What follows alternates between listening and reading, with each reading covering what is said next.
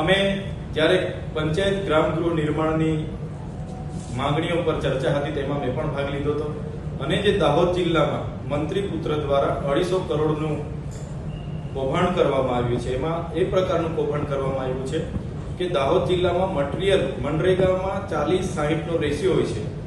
60% labour કામ થાય એટલે 40% મટીરિયલના કામ મળે। તો મટીરિયલના કામોમાં ધારાસભ્યના પોતાના પુત્રની રાજ કન્સ્ટ્રક્શન નામની એજન્સી પર 250 કરોડનું પેમેન્ટ ચૂકવવામાં આવ્યું છે। 19 જેટલી પંચાયતોએ ફરિયાદ આપી અને એ પંચાયતોએ કીધું કે અમારા ત્યાં જે પેમેન્ટ ચૂકવાયું ને કામો બતાવવામાં આવ્યા છે, કામો થયા નથી। સ્થળ પર કોંગ્રેસની ટીમ અને અમારા ઘણા આગેવાનો ગયા, સ્થળ પર કોઈ પણ જાતના કામો થયા નથી। તો સવાલ એ થાય છે કે જે ધારાસભ્ય બનતા હોય એમના લોહીના સંબંધ ધરાવતા પુત્રને કઈ રીતના આટલી મોટી એજન્સી આપવામાં આવે? એટલે આ માત્ર દાહોદનું કૌભાંડ છે।